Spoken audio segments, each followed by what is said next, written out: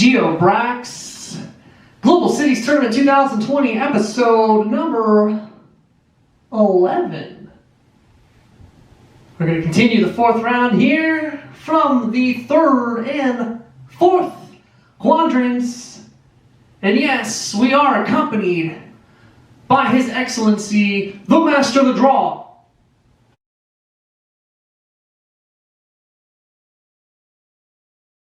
We're going to begin with number 4 overall seed, Tokyo, Japan. They're facing number 33, Atlanta, United States.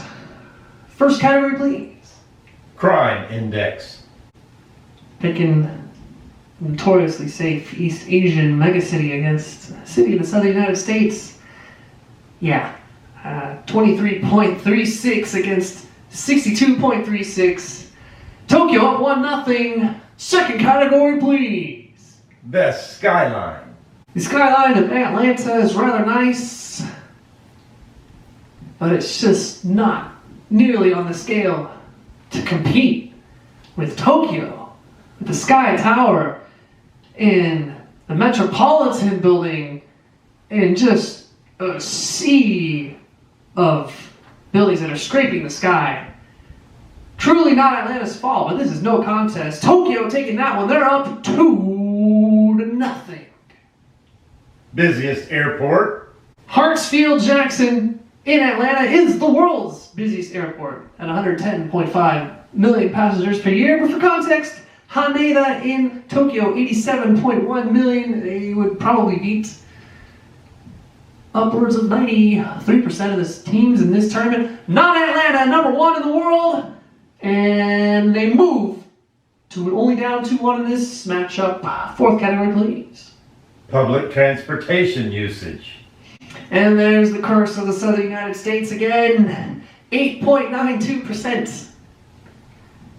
And then you have Tokyo at 63.33%. That might be number 1 in the world. Tokyo up 3-1, and they finish it at 5. Largest urban park. Largest urban park in Tokyo is the Showa Memorial Park at 408 acres. And in the southern United States, they got room in their cities for big parks. West Side Park, 280 acres. That means Tokyo in 5 to the 5th world.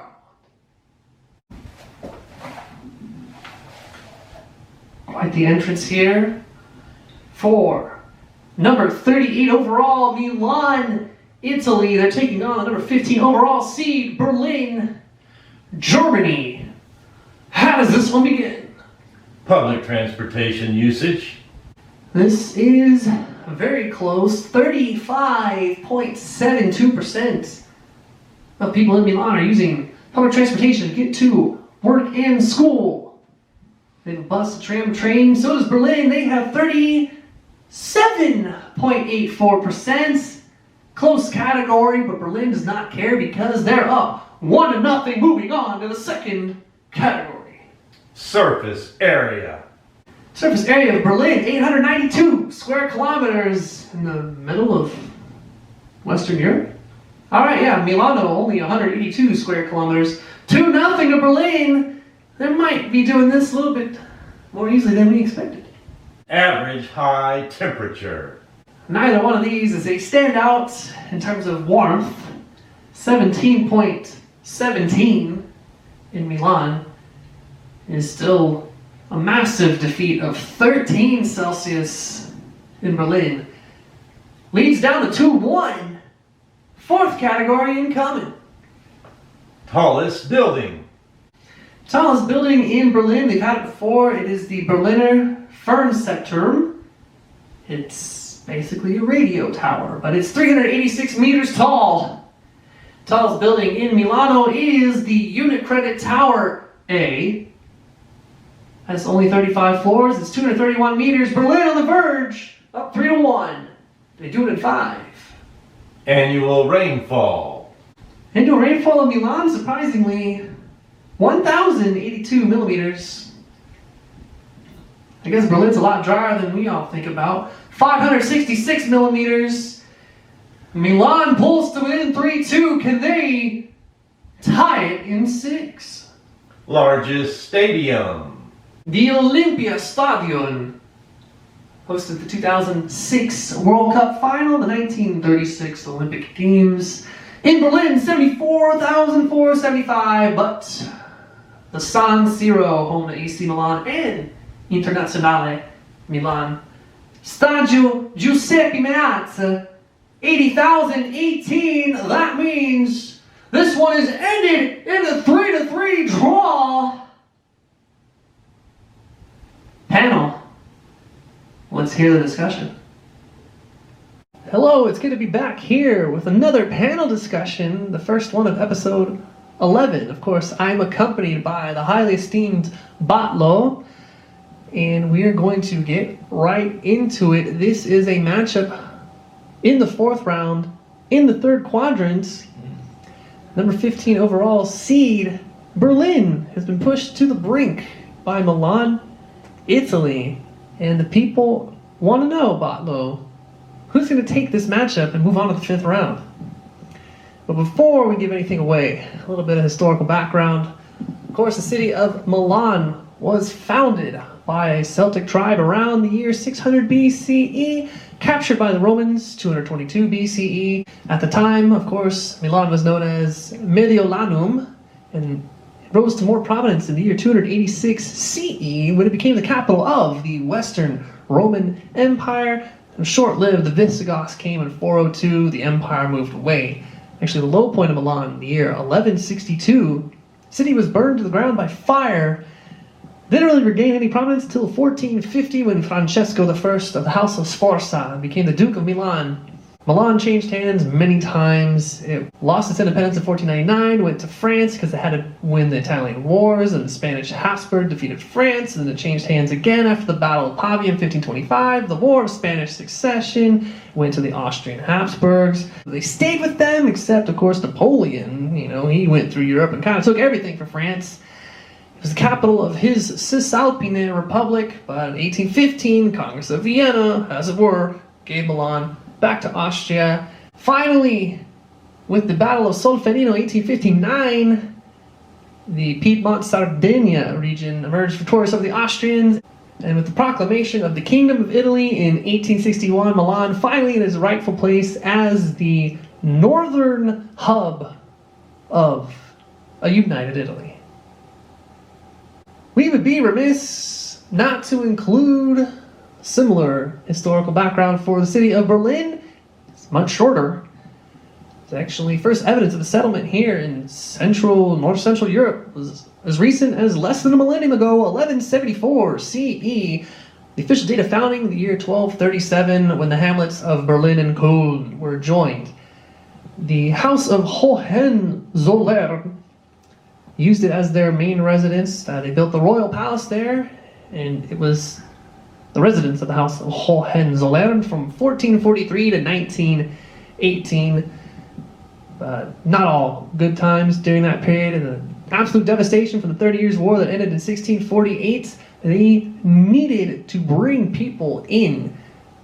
So Berlin actually promoted itself as one of the first hubs of immigration. In fact, by the year 1700, about 30% of their population were French Huguenots who were welcomed in with the Edict of Potsdam. And the Kingdom of Prussia, which we all know and love, understand completely based on our great public school educations that we receive in whatever country we live.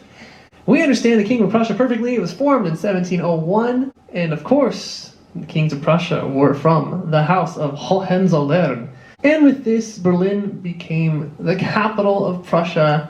Napoleon marched on them in 1806 after defeating the Fourth Coalition, but Prussia had been reestablished as a power by 1815. And when the unified German Empire was declared in 1871, Berlin was the capital. So, Mr. Botlow, what say you about this very intriguing matchup? Let us know. Well, I'll tell you, this one was a very, very tough one for me. I had to go with my gut here, and so, without any further anticipation, I'm going to go with Milan here. Something that you mentioned early on in your background. Milan being a much older city, context-wise, between the two, in terms of Europe, not in terms of the whole history of the world. But Milan takes it from me, the fashion capital of the world. Many consider, I know, arguments can be made for Tokyo and other places where fashion is becoming really forward, but for all intents and purposes, Milan is where fashion houses, Versace, Gucci, you name it. And then Dolce and Gabbana, actually, yeah, very true. Dolce and Gabbana. And for me, also personally, as I mentioned in previous videos, both of us here, Geobrax here, and me, we love our football or soccer, as you'd like to call it, in America. Culture. Yep. We love the sport. We're repping the jerseys, and I got to give it to Milan as its strategic importance when it comes to European soccer. It's got AC Milan, Inter Milan, and the San Siro. A stadium that is iconic when it comes to European stadiums, and Berlin just really can't cut it. I mean, love you Hertha Berlin people, but just not on, in my opinion, not on the same playing field. But this one I think has to go to Milan for me. It was a really vexing choice. We got to make a decision and got to have a choice. So back to you. Well said. Much love for Stadio Giuseppe Meazza, San Siro, which is actually one. Busting out the full name. I like it. Oh, it's been mentioned twice before in this series, and they've won categories for the largest stadium on 2 occasions. Indeed, Milan is one of the 4 fashion capitals of the world. And if you like Gothic architecture, the Milan Cathedral is the largest Gothic cathedral in the world. If you like the Brandenburg Gate in Berlin, well, guess what? The Porta Sempione, basically the same thing. They had the very famous, very important 1778 La Scala Opera House. And it has the 3rd largest GDP of all the cities in the European Union and is home to the Italian Stock Exchange. All that being said, my vote is going to Berlin. Well, let me explain why that is. Berlin is actually the city with the largest population within the European Union. Now here's a tidbit I bet you didn't know. The world's oldest large-scale movie studio complex is actually in Berlin. Really? Yes. Now, film was invented by the Lumiere brothers in Lyon, but Babelsberg Film Studio opened in 1912. The most visited zoo in Europe is in Berlin. And of course, the UNESCO Heritage Site closest to my heart for Berlin is Museum Island, as decreed in 1848 by King Friedrich Wilhelm IV to be a sanctuary for art and science. We do love the arts, we do love the science. The Altes Museum was opened in 1830 next door to the Berliner Dom Cathedral. They had a museum on the same level as their main cathedral as far back in 1830. That's pretty cool. Of course, you also have the Reichstag building, home to the Parliament of Germany. Other impressive buildings are the Rotes Rathaus, Red City Hall, and of course the Charlottenburg Palace. And speaking of economic impact, innovation laboratories of Volkswagen, Pfizer, and SAP all operate out of Berlin, and large companies like Siemens and Deutsche Bahn have their headquarters here. Looks like we disagree on this one, Mr. Botlow. We do. You know what that means, don't you? You tell me, Geobrax. That is a good point. This is technically my channel. We need to continue this panel discussion with a tie-breaking 3rd member. I think it's time that you call up Mayanife. We'll narrate right here. He is pulling up this phone call right now, and yes, he is dialing Mayanife. Let's listen in to what he has to say. Now, this matchup just has a clear winner.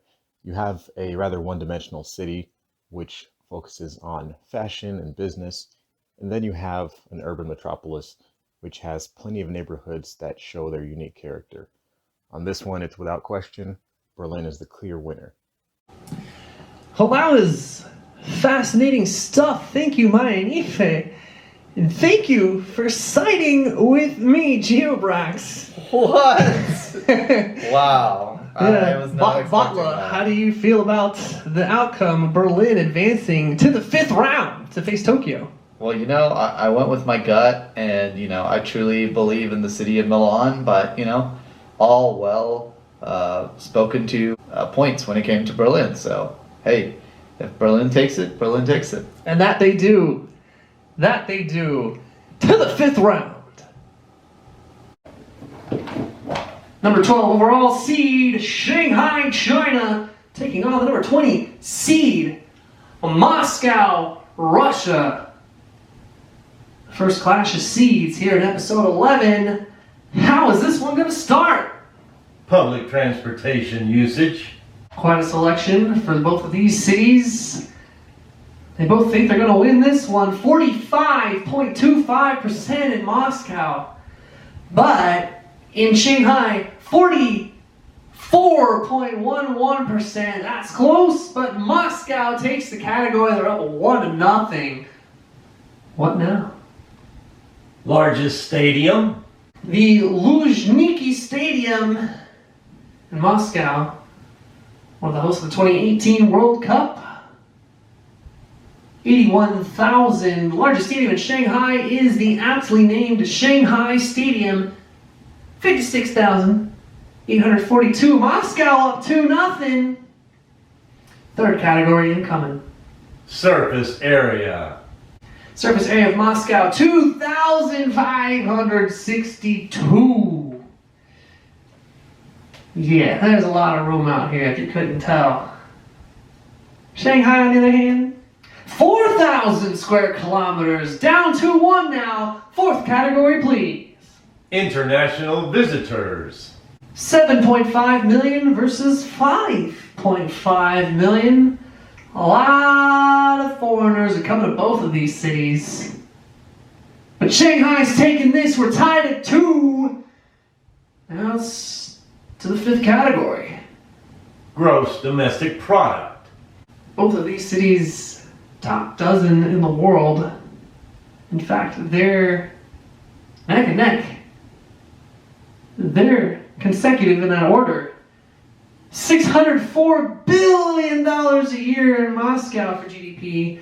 In Shanghai, $608 billion per year. They barely eke it out. They're up 3-2. Can they finish it in 6? Annual rainfall. Annual rainfall of Shanghai is 1,148 millimeters per year. In Moscow, it's a little bit more than half of that. 599. Shanghai, they were down 0-2. But now they're up 4-2 and they're going to the 5th round. The final 4th round matchup in the 3rd quadrant is going to be number 27 overall seed Dubai United Arab Emirates taking on number 7 overall Los Angeles United States. First category, please. Best skyline. The subjectivity is going to hit hard in this one, isn't it? Dubai, known for its skyscraper and some 7-star hotels. But if we're taking it in totality, the US Bank Tower has the Aeon. They have a big old mountain range in the background. Yeah. Just on the whole, Los Angeles more cohesive. They're going to have a better skyline. They're up 1-0 to the 2nd category. Cost of living. This one might surprise you. It is somehow cheaper to live in Dubai than it is in Los Angeles. Quite a margin. $4,457 worth of goods in Dubai would be $6,300 in Los Angeles. We're tied at 1. 3rd category, please. Surface area. The surface area of Los Angeles, pretty expansive, 1,216 square kilometers. However, 4,114, that's a palindrome. And that's the square kilometers of Dubai. They're up 2-1 now. What's going to happen here in the 4th category? Purchasing power. Perhaps the opposite of what we expected, but The people of Los Angeles, they have a 16.9% higher purchasing power than those in Dubai. This match has been all over the place, but it's 2-2 right now. What happens in the fifth? Highest elevation. The highest elevation in Los Angeles, again, those mountains we talked about, come into play, 1,547 meters. Highest elevation in Dubai, 3. It's 3. Los Angeles up 3-2. Can they finish in 6? Tallest building. Dubai has the world's tallest building. You all knew that. It's the Burj Khalifa. It's 163 floors. It's still 830 meters tall. But for context, the Wilshire Grand Center, 73 floors, 335 meters tall, does not matter. Because we're tied at 3. And that is correct.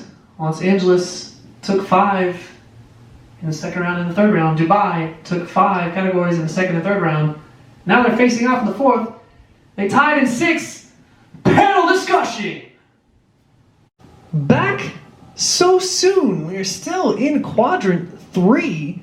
Another fourth round matchup has been drawn at 3 apiece. We have number 27 seed Dubai clashing with the number 7 seed Los Angeles. That is the first matchup of 2 seeded cities to be thrown into a panel discussion. We are going to begin with a little bit of historical background on the city of Dubai. It began as a small fishing village in the early 1700s. But with the General Maritime Treaty of 1820, the United Kingdom formed what was essentially a protectorate over the United Arab Emirates until they were proclaimed independent in 1971. Of course, this General Maritime Treaty was under the guise of ending piracy in the region, but mostly extending imperialism. In 1833, the Albu Falasa tribe seceded from Abu Dhabi and they established the House of Maktoum. Now, in 1901, Dubai was established as a free port. It lagged behind Abu Dhabi for much of the 1900s until we all know what happened in 1966, don't we? The big one. That's right, oil was discovered in territorial waters of Dubai. But the Emirate, very forward-thinking, they would not be on this list if they just tried to ride out their oil wealth forever. In fact, in 1985, Sheikh Mohammed established the Jebel Ali Free Zone. It is currently the world's largest free zone with over 7,000 global companies working there. And they used forward-thinking policies to invest in infrastructure and to diversify their economy before the oil reserves were depleted. Moving on to Los Angeles. Not often that you get to say that a North American city is older than its Asian counterpart, but here we find ourselves, the ancestral homeland of both the Chumash and the Tongva. Los Angeles was claimed by Spain in 1542, but no city was founded here until the year 1781. 1821 it passed to Mexico. 1848 passed to the United States. Currently still the United States, specifically California. Now, Los Angeles rose to prominence when the Southern Pacific Railroad was finished in 1876, and Los Angeles was therefore linked with what was at the time an important global city, New Orleans. Oil was also discovered here in the 1890s, about 7 years before Dubai, and that brought a rapid increase in population to Los Angeles. The Los Angeles Aqueduct was finished in 1913, allowing for further growth. Los Angeles, still known for Hollywood, back in 1921, they produced 80% of the world's films. And this industry is actually what buffered Los Angeles from the economic devastation of the Great Depression that wreaked havoc across the rest of the United States. What say you about this matchup? Well, this is a no-brainer for me. You know, I have a lot of love for Los Angeles, LA, as many people know it or call it, but this has to go to Dubai. I mean, it is such a worldly city. Many would argue the crossroads of the world, one of the most heavily, if not the most heavily traversed airport, Dubai International. You mentioned 7,000 global companies, the Jebel Ali Free Zone. I mean, one of the world's most modern cities. I mean, they just built their replica of the London Eye Ferris wheel, but like was it like 8 times bigger or something? Don't quote me on that. Dubai has it all. Burj Khalifa, 8-star hotel, world's tallest tower. I mean, you name it, Dubai's got it. So LA's got a lot going for itself. It's strategically important to the US for many reasons, including Hollywood. But this one, just Dubai, clear on favorite for me. Thank you for your intellect and your continuous insight, Botlow. I have to vehemently disagree with you on this one. Oh, man. Yeah. You usually take the sports tack. I'm usually talking more about the economics, but we're switching up here. Los Angeles, home to the Los Angeles Lakers and the Los Angeles Dodgers, 2 of the largest sports teams in the world. Yeah, they're not football teams, but these are major franchises. They actually hosted the Summer Olympic Games back in 1932, also back in 1984, and they're going to do it again in 2028. Apparently, the IOC, the International Olympic Committee, siding with Los Angeles a lot. They actually have the 3rd largest GDP of any city in the world. It is the busiest container port in either of the Americas, North and South. It has the busiest light rail system in the United States, and I do love the public transportation. And of course, famous sites like Pershing Square, the Griffith Observatory, Rodeo Drive, Beverly Hills, the Los Angeles Philharmonic, the Central Library, the Dolby Theater and its Walk of Fame, and of course, the La Brea Tar Pits. Where else do you get to see preserved mammoths, saber-toothed tigers in the middle of a major city? And 841 museums and art galleries, the most museums per capita in the United States. And of course, Dubai is just a desert place for the rich. I don't think that they can compete with the cultural heritage of the relatively young city of Los Angeles. Do you know what that means, Mr. Botlow? Looks like we're going to a tiebreaker. We got to call him up. Get Mr. Miami on the phone, please. Pulling him up right now, and we hear the ringing. What's he got to say? So we have Los Angeles and Dubai. They're both diverse cities with plenty of international visitors. They have a lot of tourist attractions, and they both have access to a beach. Considering all things, these are very equal in quality, but I would give the slight edge to Dubai just for the sheer amount of activities that you can find as both a tourist and a resident. In a slightly depressing note for myself, and a first on this lovely YouTube channel, GeoBrax has been voted down by the rest of the members of this panel. Right. Dubai is going to advance into the 5th round to take on Shanghai. You are one of the 2 who chose Dubai. Botlow, would you like to speak to this result? Definitely. You mentioned sports earlier in your argument, and Dubai has a very modern but burgeoning sports heritage. Currently, the ICC T20 World Cup is happening in Dubai, and Dubai has slated to host many sporting events. And I agree, Los Angeles has Lakers, Clippers, Dodgers, Angels, LAFC, LA Galaxy, you name it. I mean, I'm probably forgetting other teams. It's got to be Dubai. Yep, it's got to be Dubai. Welcome to the 5th round.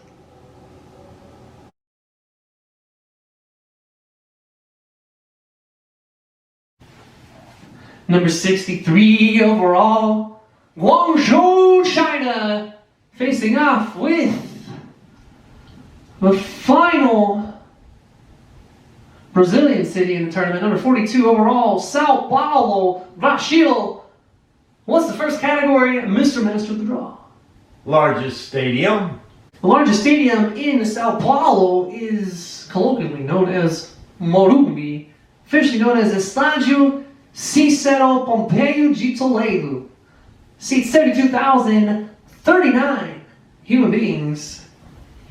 The largest stadium in Guangzhou is the AOT Main Stadium, sometimes known as Guangdong. 80,012 human beings fit in that one. Guangzhou with a 1-0 lead. Second second category, please. Best skyline. Sao Paulo's skyline is never ending, and yet somehow just so nondescript. That's really what stands out about it, is just how nondescript it is.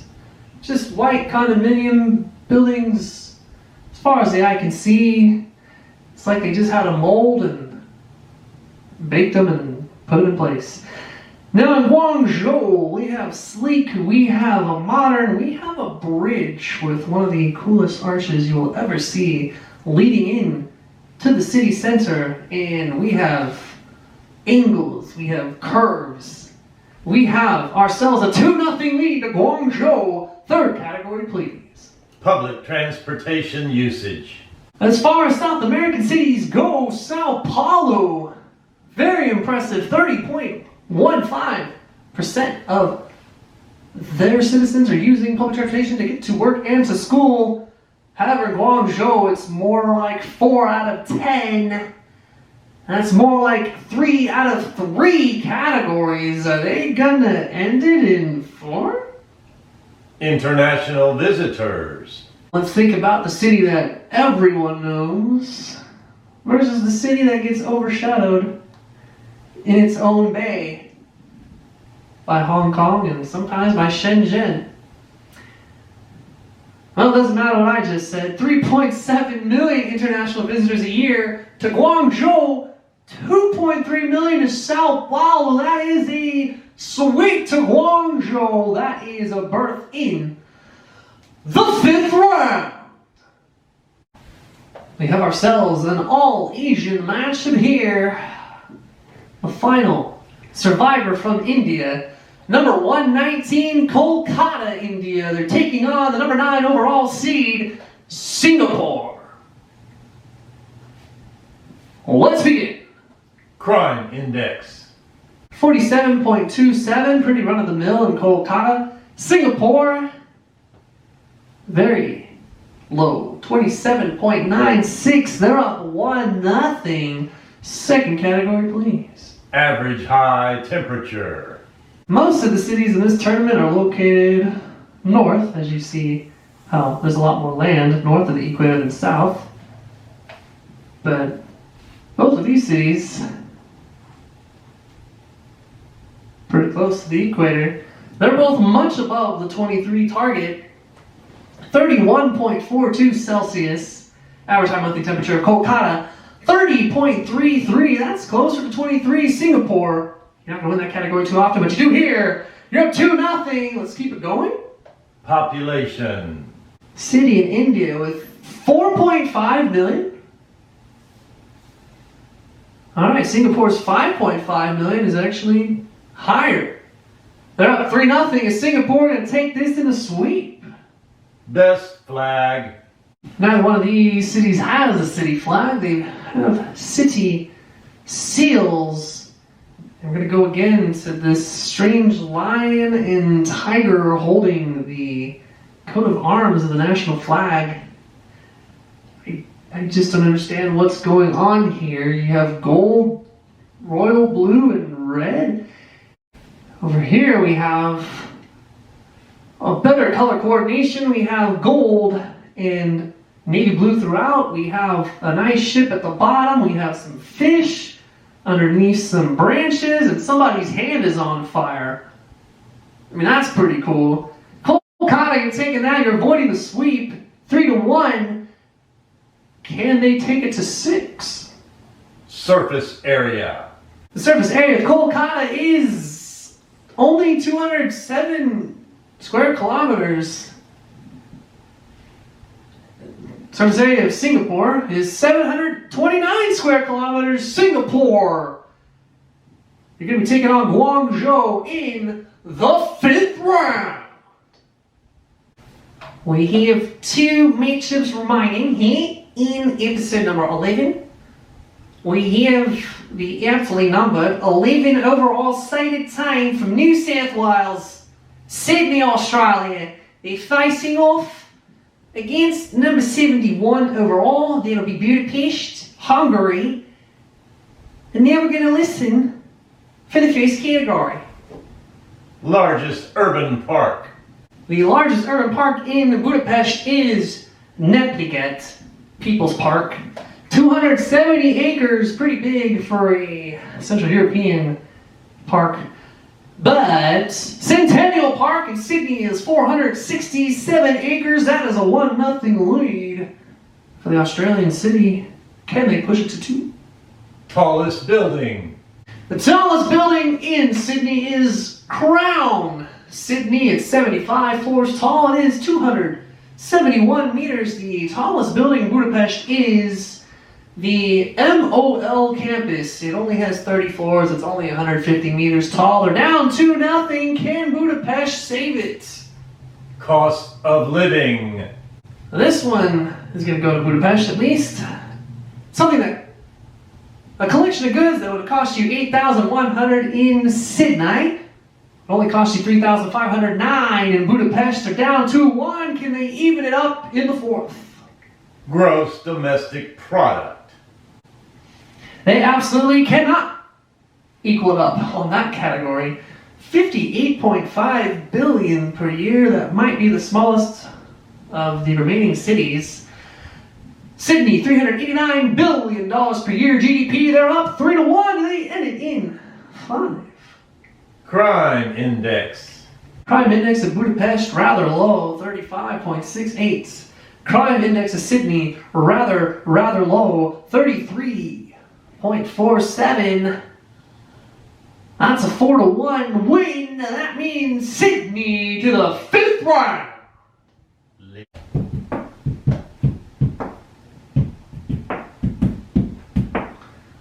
That beat means we are at the end of episode 11. This is the final clash here in the 4th round.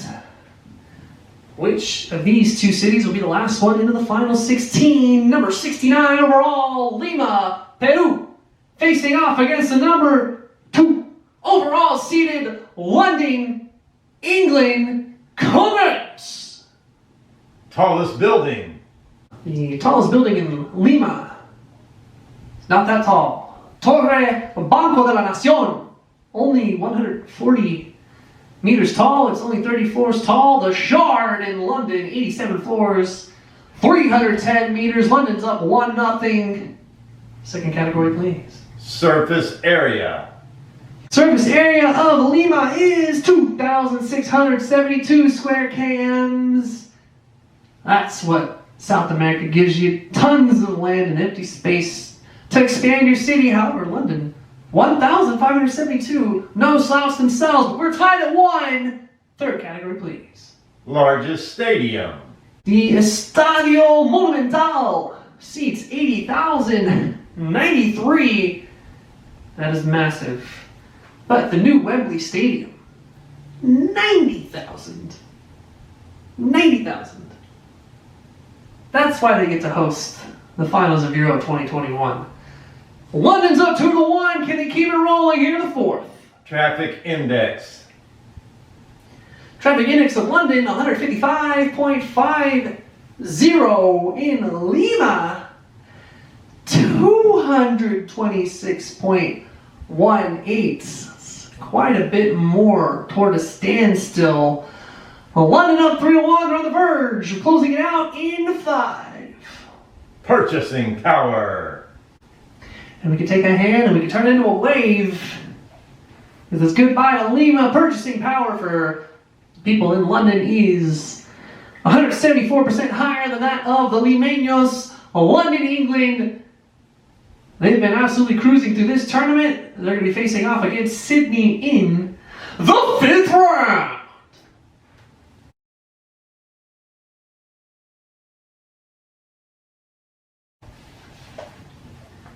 Guys, we have made it to the octavos de final, round of 16, the 5th round.